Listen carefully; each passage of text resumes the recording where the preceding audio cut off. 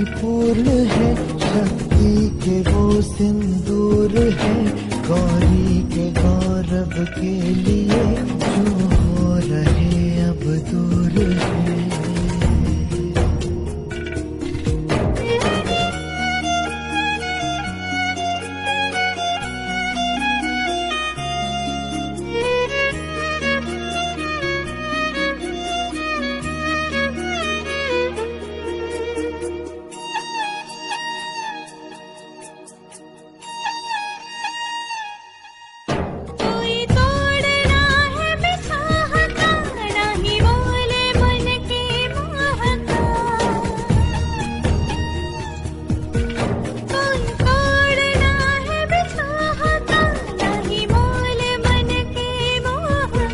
शिव जाने क्या है कालिका, अस्तित्व आदि शक्ति का।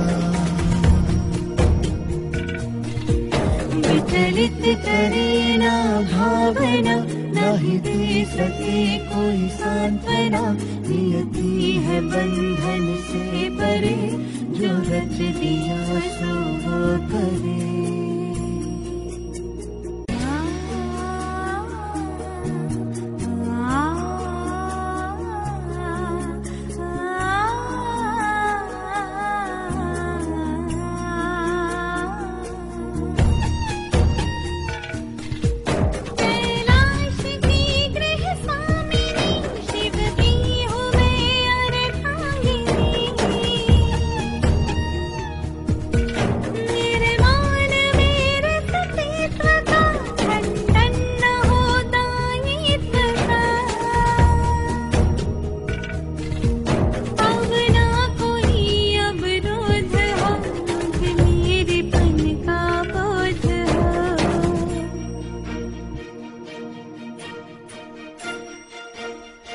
गिरिजा में ऊर्जा शिव से है, गौरी से शिव में शक्ति है, ये दो नहीं है एक है, अनुभूति समाभिव्यक्ति है।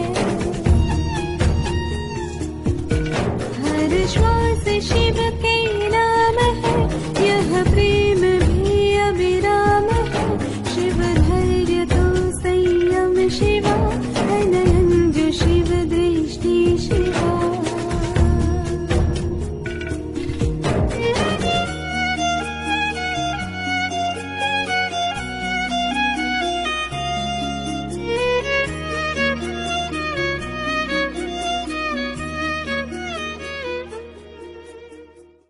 ओम शांति। साधना के कितने दिन पूरे हुए? 10। आज तपस्या का 11वां दिन। क्या क्या देखा इन 10 दिनों में? मौन का अभ्यास, योग का अभ्यास, एकांत का अभ्यास और क्या क्या देखा? ड्रिल का अभ्यास और प्रकृति के सानिध्य का अभ्यास और एक्सरसाइज, व्यायाम, शरीर को हिलाना और आहार, क्या हम खा रहे हैं और फास्टिंग का अभ्यास और कल क्या देखा था? Self massage. और क्या देखा? और ताई ची शिगोंग और क्या क्या देखा? बहुत सारी चीजें देखी। 10 दिन लंबा समय है और केवल देखना नहीं है, करना है। योग की अलग अलग विधियां। राजयोग बहुत गहरा है। सजगता का अभ्यास, साक्षी का अभ्यास। उठते ही, आँख खुलते ही सबसे पहला संकल्प, मैं साक्षी हूँ। उठते ही, अभी पैर जमीन पर रखे नहीं है, बिस्तर पर ही है, वहीं से अभ्यास चालू। मैं अलग हूं। शरीर की सत्ता अलग, मैं अलग। ये सब शरीर के साथ हो रहा है। मैं अलग, मैं इधर हूं। पैर रखे, स्नान कर रहे, क्या सोचेंगे? ऊर्जा। कौन सा स्नान है ये? ऊर्जा का स्नान। ऑरा के विषय में हमने देखा। कैसे बढ़ाएंगे ऑरा को? ऑरा को कैसे बढ़ाएंगे? प्रभा मंडल को कैसे बढ़ाएंगे? वो सारी जो नेगेटिव एनर्जी घूम रही है इर्द गिर्द, उससे स्वयं को कैसे सुरक्षित रखेंगे? रेजिंग वंस वाइब्रेशन, अपने वाइब्रेशंस को कैसे बढ़ाएंगे? उसकी भी ढेर सारी बातें देखी थी। क्या क्या जो नहीं बताई है वो बताना है अभी तक। अभी जो नहीं बताई, स्नान, सी वाटर और सूर्य को देखना। 24 घंटे में एक बार पसीने से तरबतर हो जाना और सूर्य को देखना, चंद्रमा को देखना। और वो कल सुनाया था वो सारी प्रकृति से जुड़ी हुई बातें। और ऑरा को कैसे बढ़ाएंगे? प्रकृति से की सारी बातें तो हो गई। और अपने चेतना को देखना, संवेदनाओं को महसूस करना। शरीर में किस तरह की संवेदनाएं हैं, शरीर की भाषा को सुनना। शरीर क्या बोल रहा है? शरीर निरंतर कुछ कह रहा है, उसको पढ़ना, उसको स्कैन करना। श्वास की तरफ देखना, श्वास की गति को देखना साक्षी भाव से। और सेल्फ लव, खुद पर दया करना। बहुत अत्याचार किए खुद पर, बहुत जुल्म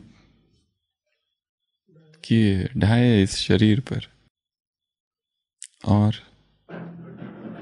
इस शरीर को पवित्र बनाना है, क्योंकि पवित्र शरीर में ही पवित्र संकल्प उत्पन्न होंगे। उसके लिए भोजन की पवित्रता, जितना भोजन पवित्र उतनी भावनाएं पवित्र। जितना भोजन पवित्र, वो भोजन ही संकल्प बन रहे हैं। अपने आप संकल्प पवित्र होते जाएंगे। और क्या देखा? Cords, energetic cords. हमने आत्माओं के साथ अपने कुछ कुछ संबंध जोड़ रखे हैं और बहुत सारे संबंध अनावश्यक है। अमृत वेले वो जो कॉर्ड्स है उनको कट करते जाना है। और कौन से अभ्यास देखे? अभ्यास डिवाइन एनर्जी मेडिटेशन। ऊपर से प्रकाश का एक कॉलम आ रहा है, पूरे शरीर से बह रहा है और फिर धरती में जा रहा है। ये एक अभ्यास देखा था और किया भी था। और डिटैच हो जाना, अलग अलग जगह पर मन को घुमाना। मधुबन की सैर करना। कितने धाम है मधुबन के? 8 धाम। मधुबन के 8 धामों की मन से यात्रा करना। और क्या देखा था? शक्ति का गोला। क्या जमा करना है? एनर्जी का गोला। अभी अभी सभी जमा करेंगे। सारी संकल्प शक्ति इस गोले के अंदर डाल दो। एक कोई संकल्प ले लो, प्यूरिटी। तो प्यूरिटी, अपने इस सभी प्यूरिटी का संकल्प लेंगे, इस गोले में प्यूरिटी को भरेंगे। अब ग्लोब को बीच में इमर्ज करेंगे और जोर से इस प्यूरिटी को इस ग्लोब में डालेंगे। सभी साथ में कहेंगे प्यूरिटी। फिर से एक बार प्यूरिटी, फिर से एक बार प्यूरिटी। और इस गोले को अब उठाओ और जाने दो ऊपर। अब एनर्जी शावर, पूरे शरीर में प्यूरिटी की ऊर्जा। तो एनर्जी बॉल निर्माण करना है। स्थान में एनर्जी भरनी है।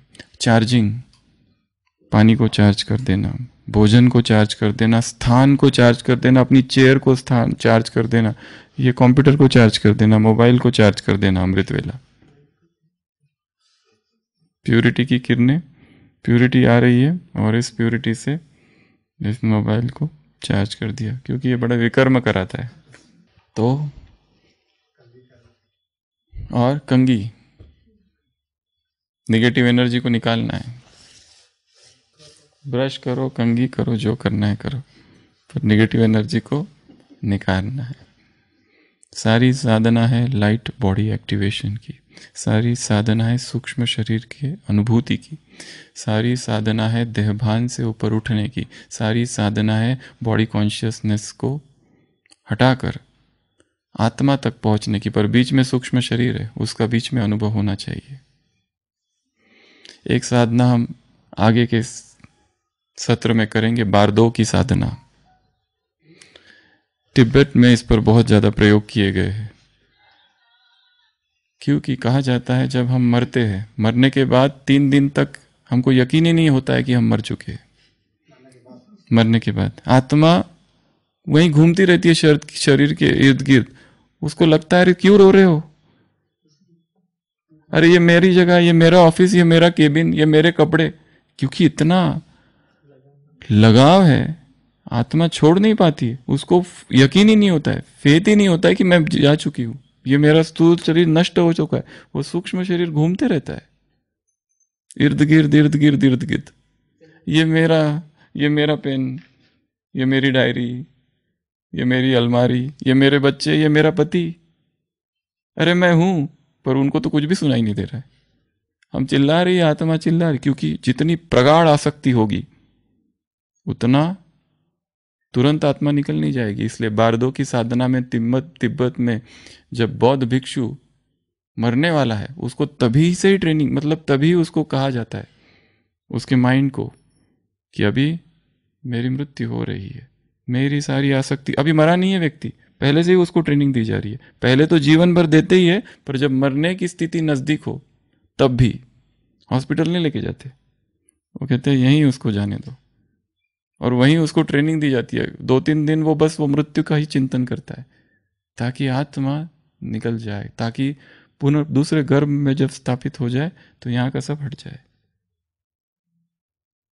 बारदो, उसकी भी साधना आगे हम करेंगे, मरने का अभ्यास, ताकि आसक्तियां हट जाए। मरजीवा जन्म है, जीते जी मरने का अभ्यास सबसे गहरा प्रयोग है, मृत्यु पर प्रयोग। और क्या देखा हमने 10 दिनों में? बहुत कुछ देखा। और क्या देखा? योगिक क्रियाएं देखी। और क्या देखा?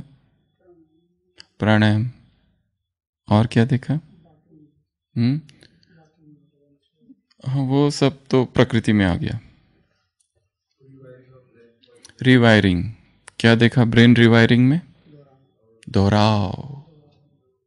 कौन सी शक्ति है ये? दोहराव की शक्ति। किसी भी चीज को दोहराते जाओ, दोहराते जाओ, कुछ भी हो वो धीरे धीरे नया पैटर्न स्टैब्लिश हो जाता है।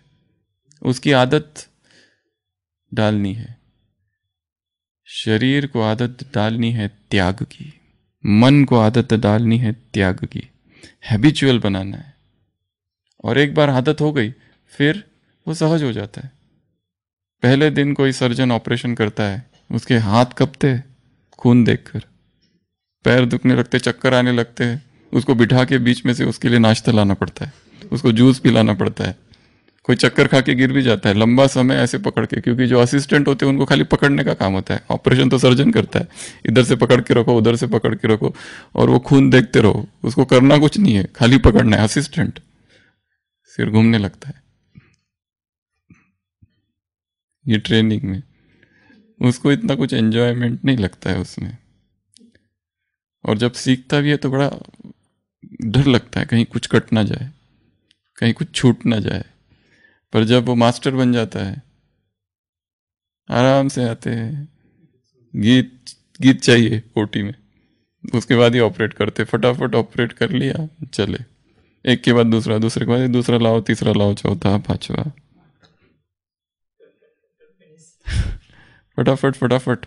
एक्सपर्ट। ब्लडलेस सर्जरी, कोई सर्जन्स को कहा जाता है ये ब्लडलेस सर्जन है। इतने एक्सपर्ट है कि उनको पता है कहाँ नहीं काटना है।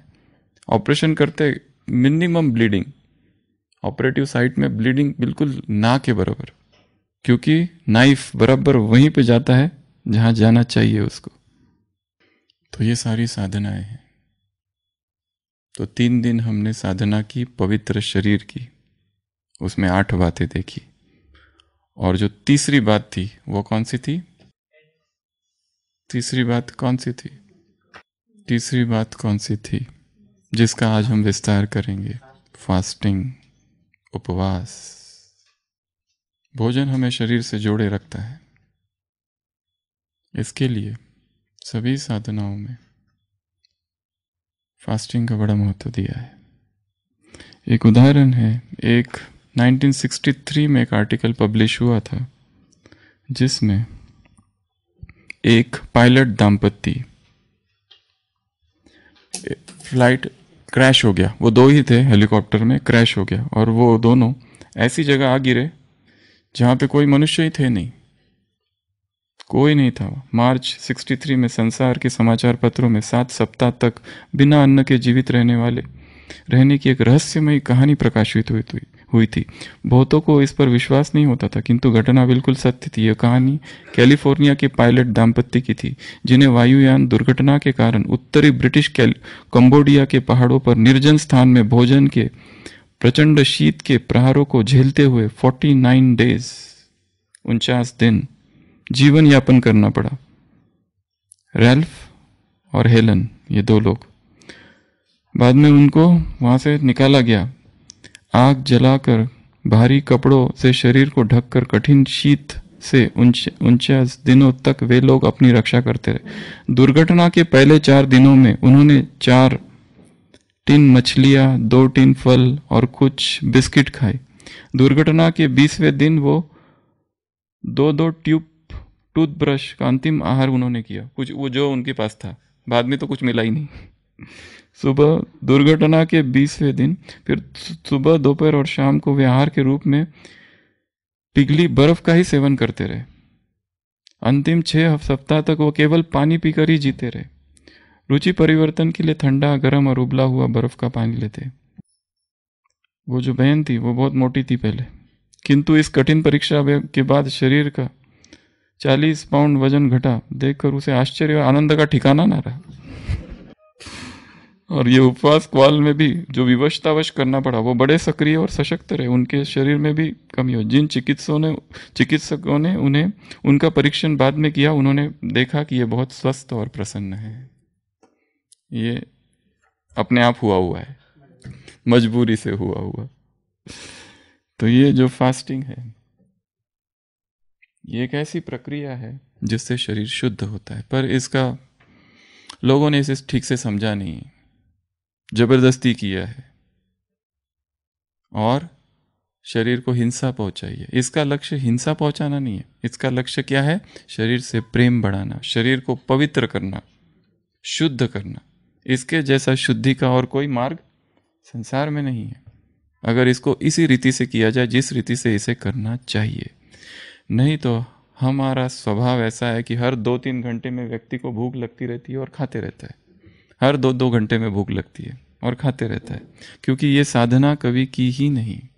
ये भी एक साधना है, लंघन की परम साधना है, ये तपस्वियों की ये साधना है। और ये करते करते आनंद की अनुभूति हो, ये करते करते हल्केपन की अनुभूति हो, वेटलेसनेस का अनुभव हो, फरिश्ते स्थिति का अनुभव हो। और शरीर पवित्र होते जाता है जितना, उतना मन में शक्ति आने लगती है, बीमारियों से अपने आप मुक्ति होने लगती है। और जैसे ही शरीर बीमारियों से मुक्त होता है, क्या होता है? खुशी होती है। किसी को डायबिटीज चल रहा है 50 साल से और एक दिन उसका डायबिटीज 0 हो जाए, क्या खुशी का ठिकाना नहीं रहेगा उसका?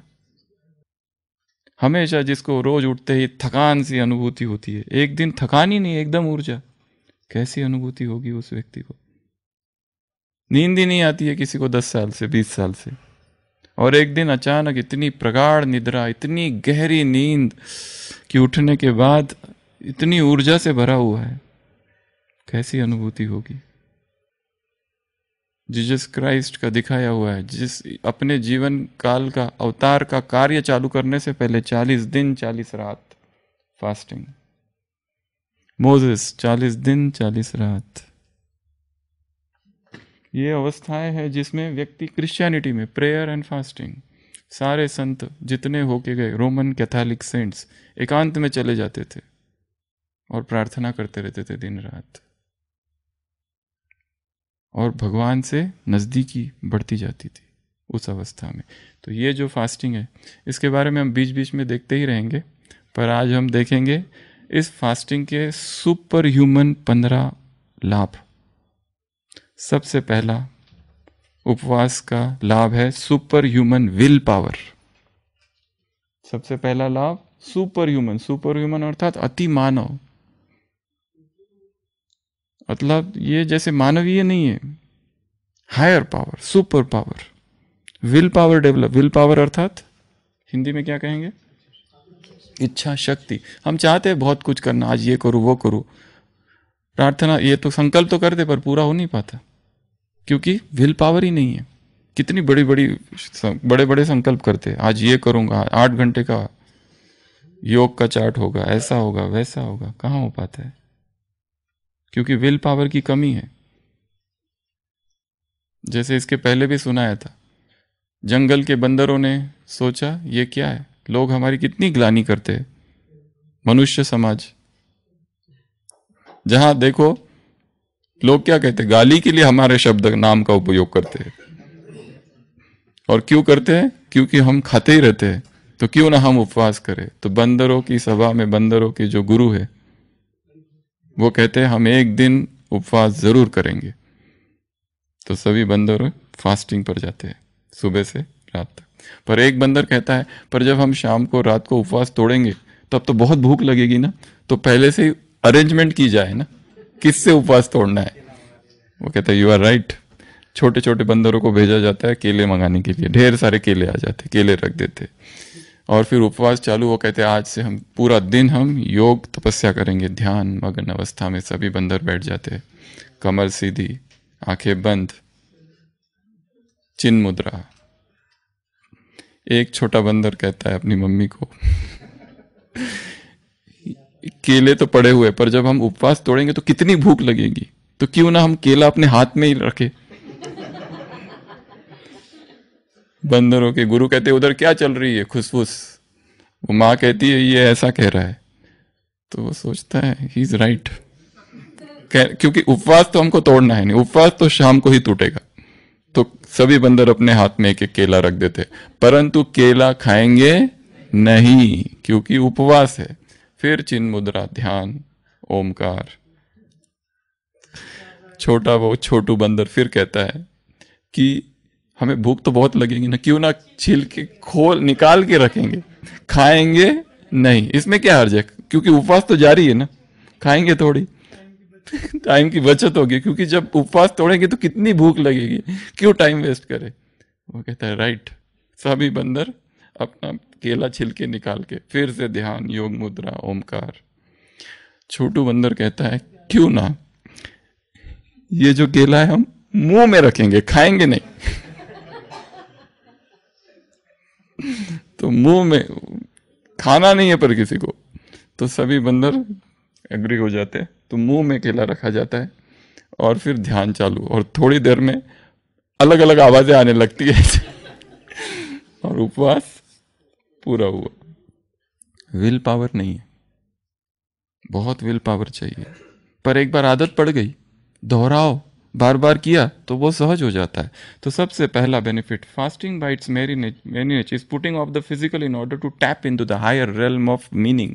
हम शरीर को नीचे रख रहे हैं, हम धरती तत्व को नीचे रख रहे हैं, हम देहभान को नीचे रख रहे हैं, हम स्थूल को छोड़ रहे हैं, हम सूक्ष्म की ओर जा रहे हैं, ऊंचाइयों में जा रहे हैं, उस निराकारी जगत में प्रवेश कर रहे हैं। कल कहा था ना बाबा, मैं कहाँ से आता हूँ, बहुत दूर से आता हूँ नौकरी करने, बिना फीस के पढ़ाने आता हूँ, मैं बहुत दूर से आता हूँ। वो जो दूर की दुनिया है ना, वहाँ शरीर नहीं है, वह अशरीरी दुनिया है। जब शरीर ही नहीं तो शरीर से संबंधित जो चीज़ें हैं वो वहाँ नहीं है। हमको उसी दुनिया का यहाँ अनुभव करना है, तो शरीर से संबंधित जो चीज़ें उन सब से दूर जाना पड़ेगा। और शरीर से संबंधित सबसे बड़ी चीज़ कौन सी है? भोजन, जो हमें शरीर से एकदम जोड़ देती है। Destructive addictions and other sabotaging behaviours are the opposite of will power. Will power के खिलाफ क्या है? एडिक्शन है। हमको आदत है, एडिक्शन हो गया है। भोजन हमारी सबसे बड़ा व्यसन है, सबसे बड़ा व्यसन। काम विकार तो द्वापर से आया, भोजन कहाँ से चालू हुआ? उससे भी पहले सतयुग से आए, तब से चालू हो गया। उसकी गहरी आदत है उसकी। Every decision you make is important. If you justify poor decisions from time to, you are stunting the development of quality habit. If you can't control even yourself, what can you control? अगर अपने आप को ही control नहीं कर सकते, अपने शरीर को ही नहीं कंट्रोल कर सकते, अपनी जिह्वा को ही नहीं कंट्रोल कर सकते, तो इस संसार की कौन सी चीज कंट्रोल कर सकोगे? जिसका अपने जबान पर ही कंट्रोल नहीं है।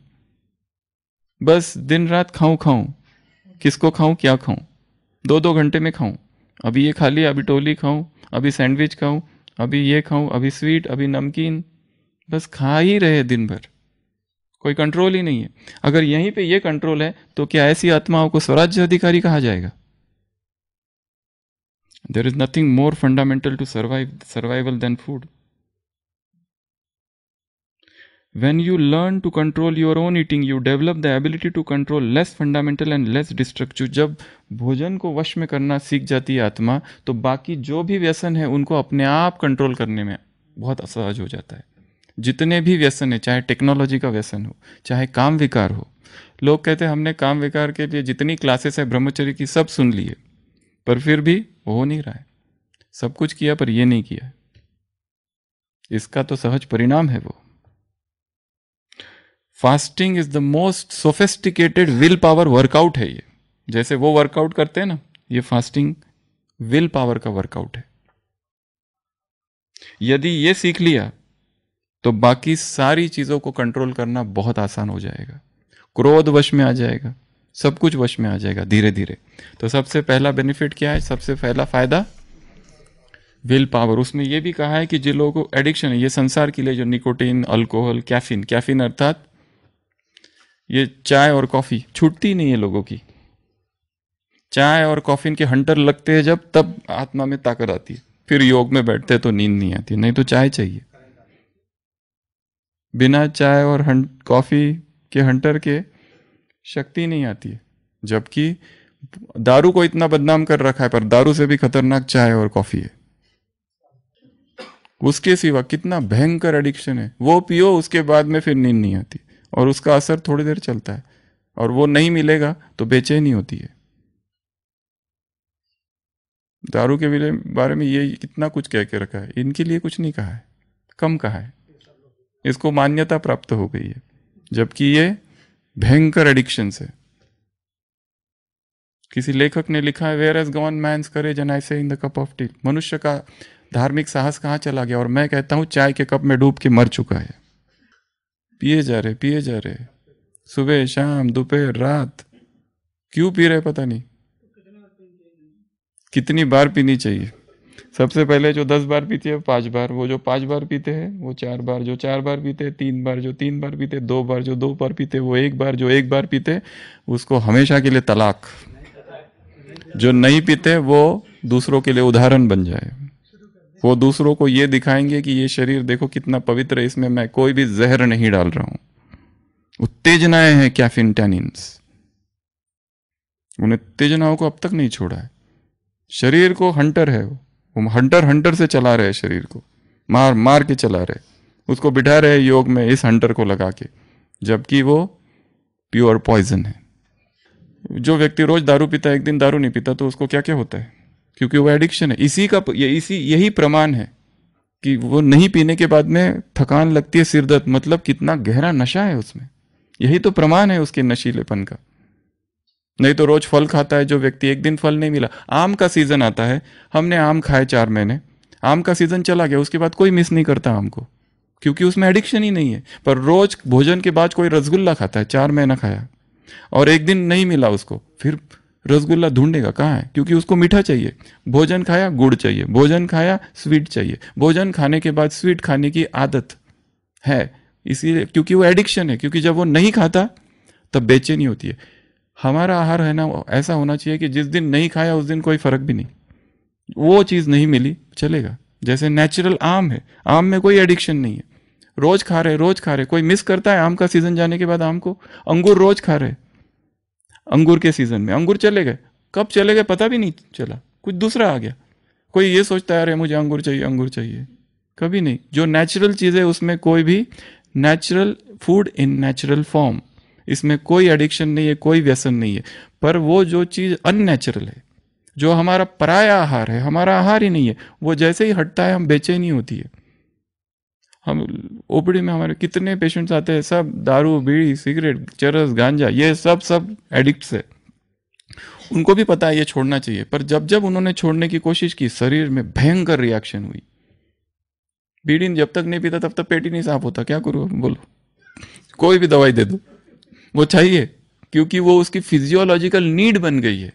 और जैसे कैसे कल भी कहा, लॉ ऑफ वाइटल एडजस्टमेंट, शरीर ऐसा है कुछ भी जहर डालो वो एडजस्ट करते जाता है, बेचारा करते जाता है, मरता नहीं है, वो मोल्ड होते जाता है, ये उसका स्वभाव है। मरेगा नहीं, वो एकदम से नहीं मरता है। पॉल्यूटेड एटमॉस्फेयर में लोग रहते, मरते हैं क्या? नहीं मरते, धीरे धीरे स्लो पॉइजन है वो।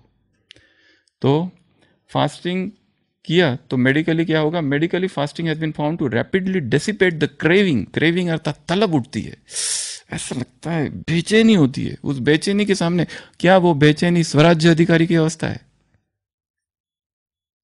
खाओ बिल्कुल, अब भी आधी रात को 12 बजे उठ के ढूंढने जाता है व्यक्ति, डब्बे डुब्बे ढूंढो अंधेरे में, कुछ भी पर मिल जाए, कुछ भी मिल जाए बस, ऐसी क्रेविंग होती है। तो ये जो nicotine, alcohol, caffeine, other drugs, जब ये छूटेगा तो वो अपने आप छूटने का विल पावर जन्म लेगा शरीर मन में। कितनी बार संकल्प करते हैं। मार्क ट्वेन ने लिखा है, to give up smoking is so easy, I have done it many times. Smoking छोड़ना इतना आसान है, इतना आसान है क्या बताऊं, मैंने इतनी बार किया है। सबसे आसान काम है ये स्मोकिंग को छोड़ना, मतलब अभी तक छूटा ही नहीं है।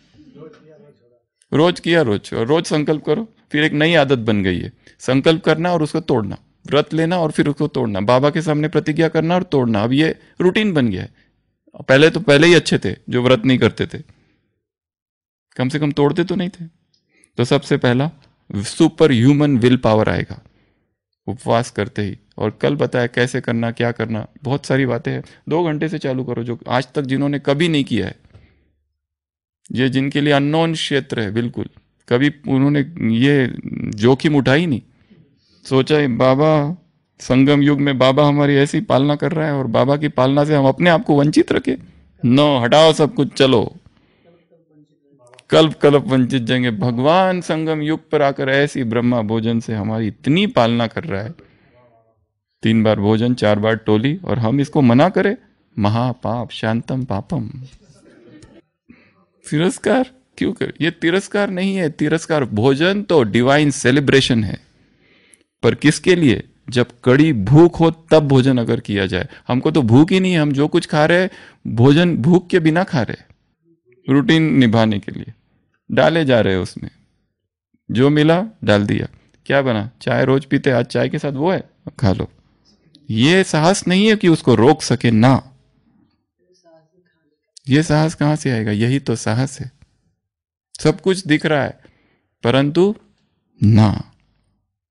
जगदीश भाई को किसी ने पूछा था, भाई साहब आप कहते हो संयम चाहिए, स्वराज्य अधिकारी, यहां तो इतनी सारी चीजें बनती है, फिर कैसे होगा यहां पर? जगदीश भाई ने बोला, तुमको किसने बोला खाने के लिए? तुम अपना वो जितना खाना है खाओ, है जाओ, थोड़ा और थोड़ा और थोड़ा थोड़ा करते करते हथौड़ा। Second, super human confidence. Neurochemically fasting increases levels of catecholamines such as dopamine which elevate your happiness and confidence while reducing your anxiety। हमारे शरीर में एक डोपामिन नाम का केमिकल है। जब भी कुछ हम खाते हैं, जैसे कोई बीड़ी पीता है, वो बीड़ी का एडिक्शन नहीं है, वो बीड़ी पीते ही वो केमिकल यहाँ से निकलता है और वो केमिकल पूरे तन बदन में सुखद अनुभव कराता है। वो एडिक्शन उस केमिकल का है। दारू पी, उस दारू का एडिक्शन नहीं है, दारू पीते ही वो केमिकल निकला और वो शरीर में एकदम सुखदायी अनुभव हुआ। चाय पी, चाय का एडिक्शन नहीं है वास्तव में, वो केमिकल निकलता है वहां से, पर वो केमिकल दूसरी चीजों से भी निकलता है। मेडिटेशन में सबसे ज्यादा निकलता है, एक्सरसाइज में भी निकलता है, नींद में भी निकलता है। ये चीजें हम करें, हमको छोड़ना कुछ भी नहीं है, सब्स्टिट्यूट ढूंढना है। किसी को कहो ये नहीं खाओ तो मर जाएगा बेचारा, ये नहीं खाओ वो नहीं खाओ, क्या खाए, घास फूस, इसलिए आए थे क्या यहाँ? ये तो मेन आकर्षण है यहाँ रहने का, सब्स्टिट्यूट। तो category, without self control you can't have confidence. Internal conflict होती रहती है हमेशा, वो विल पावर को खत्म कर देता है। तो क्या होगा, अपने अंदर कॉन्फिडेंट आएगा, कॉन्फिडेंस आ जाएगा, एक आत्मविश्वास, नई शक्ति आ जाएगी कि हाँ, अगर मैं ये न खाने की शक्ति मुझ में आ गई ना, तो विकार में न जाने की भी शक्ति आएगी। मन में जो वैसे वैसे संकल्प आ रहे हैं जो नहीं आने चाहिए, वो भी रुक जाएंगे। कामुक संकल्प, कामुक कल्पनाएं, ये भी अपने आप वश में हो जाएगा। Second, third, super human brain functioning. उस दिन भी कहा था ऑटोफेजी। ये ऑटोफेजी क्या है? जब हम ऊपर से कुछ डाल ही नहीं रहे शरीर में, तो शरीर करेगा क्या? सेल्फ क्लीनिंग, क्लीनिंग की प्रोसीजर। अब तक क्या कर रहा था? पचाएगा, डाइजेशन चालू है। अभी सुबह चाय डाल दी, ठीक है, नहीं सुबह जूस डाल दिया, फिर थोड़ी देर के बाद चाय डाल दी, फिर नाश्ता डाल दिया, फिर पानी डाल दिया। शरीर को टाइम ही नहीं है, वो किस में बिजी है? पेट पचाने में बिजी है, पचाने में बिजी है, पचाने में बिजी है। अगर हमने नहीं कुछ डाला, 6 घंटा कुछ भी नहीं डाला, अब वो क्या करेगा? उसको काम तो चाहिए ना, अब घर की सफाई चालू कर देगा वो। ऑटोफेजी, जो डेड सेल्स है उनको निकालना चालू करेगा, इसको कहते हैं ऑटोफेजी। जो वेस्ट है उसकी रिपेयर चालू कर देगा। यहाँ कहीं सूजन है, हमने कुछ ना खाया ना पिया, अब ये सूजन है, ये सूजन की हीलिंग चालू हो जाएगी अपने आप। इसके लिए कहा है लंघनम परम औषधम, इससे बड़ा कोई औषधि नहीं है। कोई कुत्ता होता है, चोट लगती है उसको, घाव, क्या करता है वो? खाना पीना छोड़ देता है, चुपचाप बैठा रहता है, रेस्ट, स्लीप, अपने आप घाव भरना चालू होता है।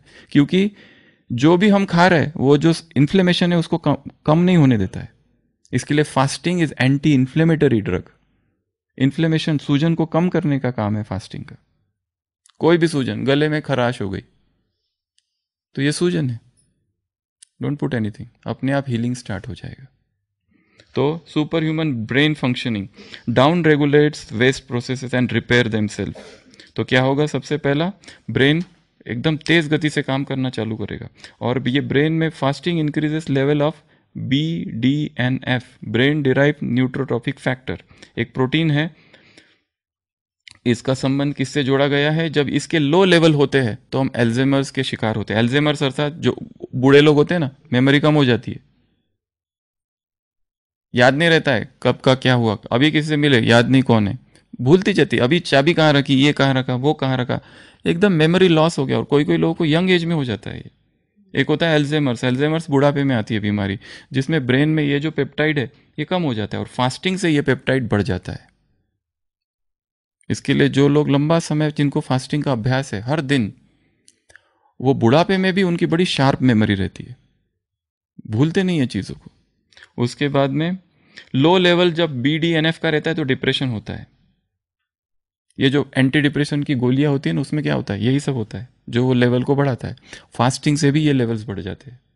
अगला, स्ट्रोक, लकवा, अभी अभी ठीक था, अभी अभी लकवा। जैसे कल ही हमारे पास एक पेशेंट आया, 41 एज है, आया, दोनों हाथ गए, दोनों पैर गए, क्वाड्रिपैरासिस, और क्रॉनिक अल्कोहलिक है, 40 साल का है, दारू पी रहा है 20 साल से, हर दिन नियमित, ईमानदारी से, रेगुलर, रिलीजियसली। MRI कराया, कल CT स्कैन कराया, ब्रेन सिकुड़ गया है। इतनी कम उम्र में ब्रेन सिकुड़ गया। जो सिकुड़ता है 70-80 साल में, वो जल्दी सिकुड़ गया। फ्रेश एयर नहीं है, टॉक्सिन्स शरीर में डाल रहे हैं, चाय जा रही है शरीर में, कॉफी जा रही है शरीर में, Coca Cola, Pepsi, cold drinks, सब जहर डाल रहे। शरीर फिर भी एडजस्ट करके चला रहा है, पर एक दिन ऐसा टूट जाता है, अब ना हाथ हिला सकता है ना पाँव, नाक में ली, पेशाब, लैट्रिन पता नहीं चलता है कब हो रहा है, कंट्रोल ही चला गया बॉवेल ब्लैडर का। ऐसा कितने लोग होता है? ब्रेन स्ट्रोक जिसको कहते हैं। Fasting reduces risk of cancer. अचानक हम तो ना तो बाहर का खाते हैं, ना तो हम चाय लेते हैं, ना बेकरी लेते हैं, फिर भी एक दिन पता चलता है कैंसर। हमने कभी दारू तंबाकू कुछ नहीं खाया, कितने यज्ञ निवासी, अचानक कैंसर कहां से आ गया? Fasting increases your longevity and life span. दीर्घायु बनाता है, क्योंकि ऐसा कोई कारण ही नहीं है कि हम अकाले मृत्यु हो जाए। सतयुग में अकाले मृत्यु क्यों नहीं? क्योंकि शरीर इतना पवित्र है कि अकाले मृत्यु का संबंध ही यही नहीं है। क्या खा रहे? प्योर फ्रूट्स खा भी नहीं रहे, पी रहे, और वो भी रोज नहीं, उनको जरूरत नहीं है, वो तो प्लेजर के लिए कर रहे हैं, आनंद के लिए। और हम जो कर रहे हैं वो इमोशनल ईटिंग है हमारा। Fasting enhances learning and memory, memory power बढ़ जाती है, शार्प मेमोरी हो जाती है। एक बार पढ़ा बस छप गया यहाँ पर, नहीं तो 10 बार पढ़ते रहो, कंसंट्रेशन ही नहीं है, क्या याद रहेगा? कुछ याद नहीं रहता है। Fasting increases ability to focus and, ये एक ही पॉइंट है, सेकंड थर्ड वाला चालू है पूरा। ब्रेन का फंक्शनिंग बढ़ जाता है, हाँ ये सारा ही उसमें जितना कुछ बताया। ब्रेन का फंक्शन, ऑक्सीडेटिव स्ट्रेस रिड्यूस करता है, माइटोकॉन्ड्रियल डिसफंक्शन रिड्यूस करता है, कॉग्निटिव डिक्लाइन जो होता है ब्रेन का वो कम कर देता है। 24 hours fast was neuro protective against trauma to the brain like concussion. बहुत सारी चीजें इसमें, ये हो गया तीसरा। चौथा फायदा, super human clarity and direction. जब हम फास्टिंग रेगुलर करते हैं तो क्या होता है? स्पष्टता रहती है विचार करने की, प्लानिंग करने की, जो स्पष्टता है, बहुत माइंड क्लियर रहता है, हेजी नहीं रहता है, ये भी विचार वो भी विचार, इधर विचार उधर विचार, ये जो क्लैरिटी, क्योंकि हम बहुत सारी चीजों से छूट चुके हैं। जब ये करते हैं तब क्लैरिटी बढ़ जाती है हमारी, क्लैरिटी अर्थात स्पष्टता। 5वां, super human health. Super human health मतलब हमारा ब्रेन हमको धोखा देता है, हर 2-3 घंटे में कहता है जाओ जाके कुछ खाओ, जाके देखो क्या बना है वहां। भूखे हम है नहीं वास्तव में, वो इमोशनल ईटिंग है। इमोशंस में डिस्टर्बेंस होता है, इसलिए हम खाते।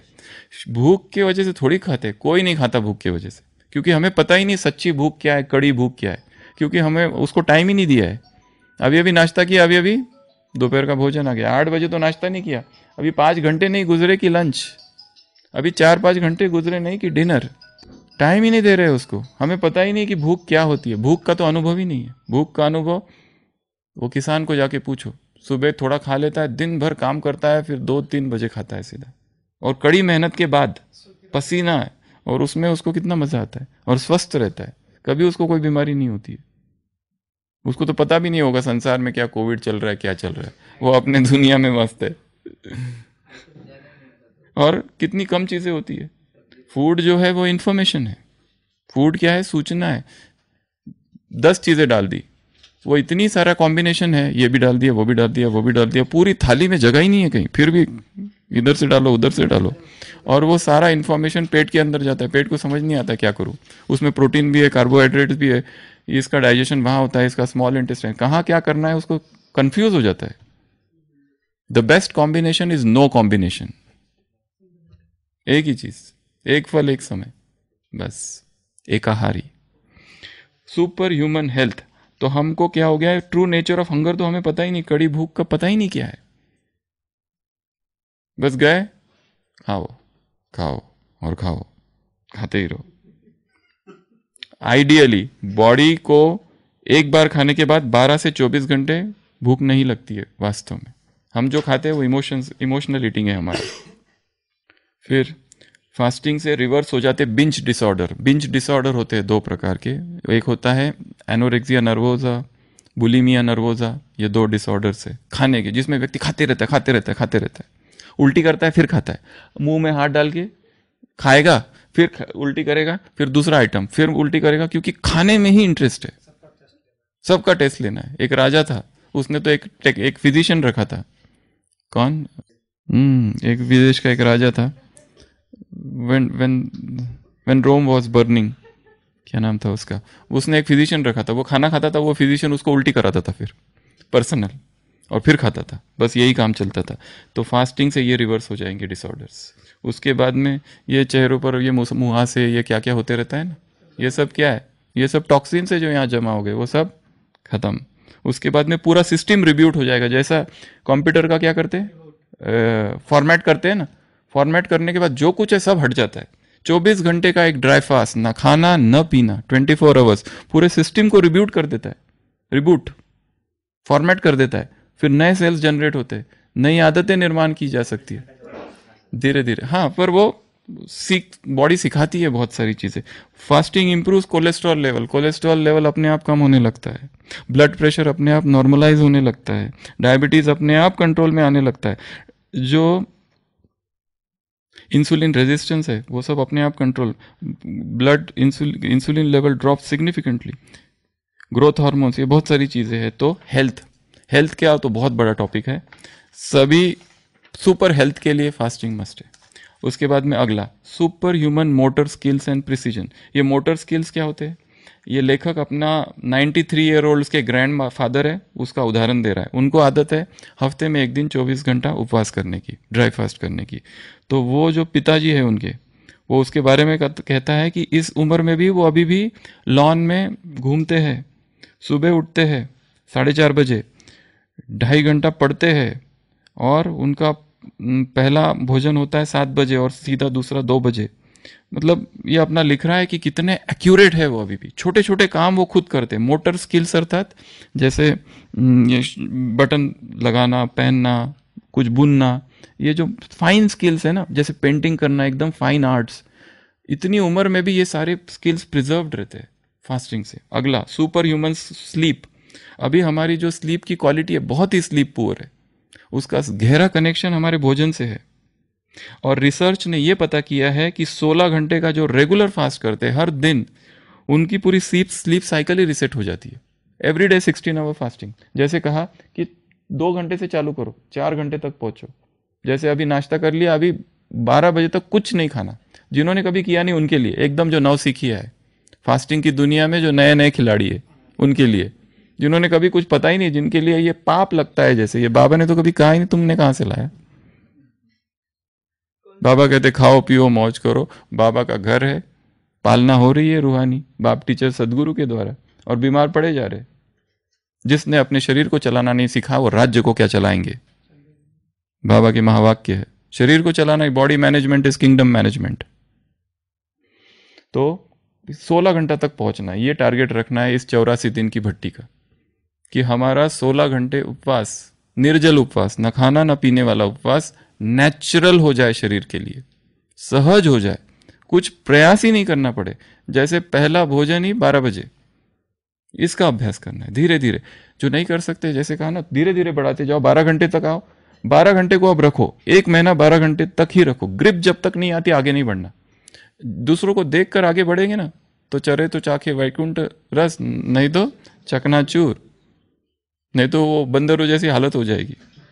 हमें पता है, हमने भी एक बार किया था ऐसा, जब कुछ पता नहीं था, ज्ञान ही नहीं था फास्टिंग का। शांतिवन में एक दिन 2005 या 6 में, 2003 जब हम नए नए आए थे, सीधा मुरली चली थी स्वराज्य अधिकारी की। ऐसा नशा चढ़ गया, स्वराज्य अधिकारी बन के रहूंगा। 21 दिन का उपवास किया था, पानी, नींबू पानी और शहद। 21 दिन चला। 21वां दिन था, हॉस्पिटल का वो था, कुछ सेलिब्रेशन था पीस पार्क में। तो गए, इतना कुछ बना हुआ था। हमने कहा छोड़ो स्वराज्य अधिकारी को, अब हटाओ स्वराज्य अधिकारी, बहुत हो गया, इसको कैसे छोड़े। फिर वो सब याद आ गया, बाबा क्या क्या कितनी महिमा गाते ब्रह्मा भोजन की। फिर उसको सारा थाली भरकर ले लिया, भोग लगाया बड़ी खुशी से, और ये गया। माइंड बड़ा धोखेबाज है, इसकी बातों में नहीं आना। तो सुपर ह्यूमन स्लीप, तो क्या करना है, 16 घंटा तक लेके जाना है। जैसे रात को भोजन कर लिया और उसके बाद सीधा 12 घंटे के बाद ही खाना या पीना। फिर धीरे धीरे इस पे ग्रिप आ गई तो फिर 14 घंटा, फिर उस पे ग्रिप आ गई, 16 घंटा तक पहुंचना है। मतलब 16 घंटा अर्थात 8 घंटा खाने का पीरियड है, विंडो 12 बजे से 8 बजे तक रात तक। इसमें जितना खाना है खा लो,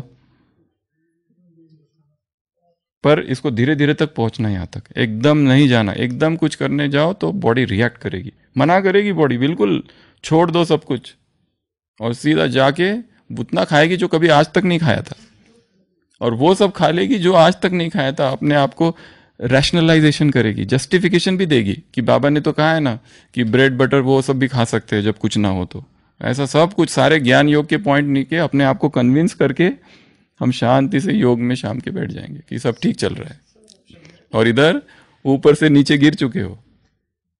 तो धीरे धीरे धीरे धीरे 16 घंटा तक पहुंचना है। 16 घंटा आता है 12 से 8। ये विंडो ले सकते हैं 8 घंटे की, या दूसरी कोई विंडो, कोई भी विंडो, कोई रात पर 16 घंटा होना चाहिए। एवरीडे निर्जल, न खाना न पीना, बंद द्वार। रात से 8 से सुबह 8, ये हो गया 12, उसको 4 घंटा एक्सटेंड कर दो 12, तो 12 घंटे ट्रैफिक कंट्रोल का गीत बजा, उसके बाद ही कुछ लेना, प्रेफरेबली जूस, और फिर दिन भर खाओ जो खाना है, फिर धीरे धीरे आगे बढ़ेंगे और क्या करना है। तो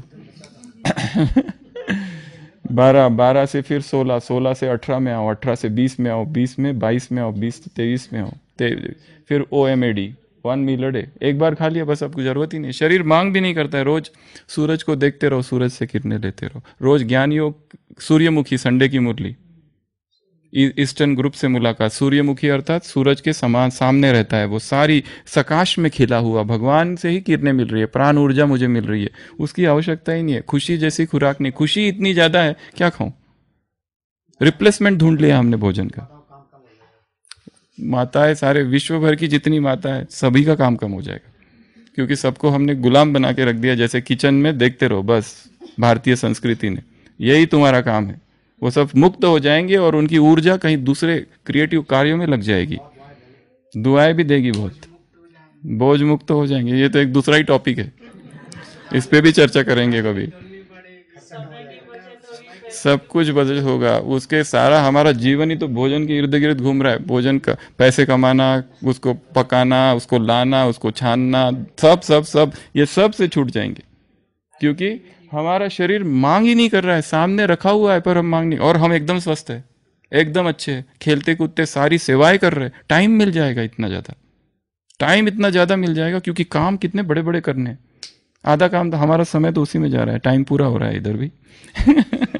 तो कितने हो गए टोटल? 7, 15 है, बाकियों की चर्चा करेंगे। फिर से एक बार रिवाइज कर रहे हैं। पहला बताया, सुपर ह्यूमन विल पावर आ जाएगी, थोड़ा सा भी उपवास कर लो, super human will power develop हो जाएगी। हाँ, मुरलियों में आता है कि उपवास करने से भगवान, वो भगवान मिलने वो न मिलने की बात नहीं चल रही है यहाँ हायर डायमेंशन। और एक चीज, ज्ञान जो है वो डेवलप हो रहा है। ये नहीं सोचो कि भगवान ने तब जो कहा उसके बाद में भी बहुत सारी चीजें कहा, इवॉल्विंग है सब कुछ, अपडेट हो रहा है हर चीज। तो इसके लिए हमको समय के साथ अपडेट होना चाहिए। ये नहीं कि बाबा वो 1960s में वो लोग जो करते थे वो अब किया होगा, ऐसा जरूरी नहीं है। समय बदल चुका है, सब कुछ बदल रहा है। तो हमें भी अपने आप को, अपनी आदतों को, उस समय यज्ञ में क्या था, बाबा ने वो सारी बातें उस समय के लिए कही है। हाँ, वो शुद्ध था सब कुछ, उस समय वो लागू होता है वो सब, पर अभी नहीं, अब सब कुछ बदल गया है। अब जाके देखो क्या क्या हो रहा है संसार में। तो हमारा नॉलेज भी अपडेट होना चाहिए। ऐसा नहीं कि हमने पिछली कोई बात को बाबा की पकड़ के रखी और अभी उसको लगाते बैठ रहे, नहीं, वो ज्ञान अपडेट हो रहा है, हर चीज अपडेट हो रही है। बाबा की जो 1960s 80s की मुरली है वो 60s की मुरली जैसी नहीं है। साकार मुरली अलग है, अव्यक्त अलग है। अव्यक्त में कुछ और बातें कही है, हायर बातें कही है। कि कौन सी अव्यक्त मुरली है जिसमें कहा जाके एरोप्लेन से पर्चे गिराओ? नहीं, वो 60s में लागू था। उसके बाद में तो मेगा सेवाएं हो गई, बड़ी सेवाएं हो गई, अभी तो उससे भी ज्यादा हो गई। अभी वो सब चीजें कोई काम की नहीं है, वो आउटडेटेड हो गया है। ज्ञान अपडेट हो रहा है, ये हम भूल रहे हैं। और पुरानी संस्कृति को, पुरानी सभ्यता, पुरानी चीजों को पकड़े हुए हैं कि बस यही करना है हमको, क्योंकि बाबा ने कहा। अरे बाबा ने उसके आगे 10 और चीजें कही है, वो तुम भूल गए हो। ज्ञान इज गेटिंग अपडेटेड, ज्ञान इज इवॉल्विंग, हर चीज हर दिन इवॉल्व हो रहा है। अगर अभी भगवान आ जाए और अव्यक्त मुरली अभी चले ना, वो एकदम नई अव्यक्त मुरली होगी, क्योंकि पोस्ट कोविड युग में हम जी रहे। वो वाली अव्यक्त नहीं मुरली होगी कि जाओ ये करो वो करो, ऐसी सेवा करो। वैसी सेवा बहुत ज्यादा हो गई है। बाबा अभी कहेंगे सेवा बंद करो, शांति से योग में बैठो, ये मुरली होगी अभी। अलग अलग। ओम शांति। बाकी चीजें तो क्या क्या देखे थे? एक तो विल पावर बढ़ जाएगी, दूसरा कॉन्फिडेंस बढ़ जाएगा, तीसरा ब्रेन फंक्शनिंग बहुत फास्ट हो जाएगी, उसके बाद क्लैरिटी आ जाएगी, उसके बाद हेल्थ अच्छी हो जाएगी, उसके बाद मोटर स्किल्स बढ़ जाएगी, उसके बाद स्लीप, हमारी नींद गहरी, प्रगाढ़ और बहुत अच्छी हो जाएगी, क्योंकि पूरा सिस्टम को ही फॉर्मेट कर रहे हैं। सारे वायरसेस खत्म। ओम शांति।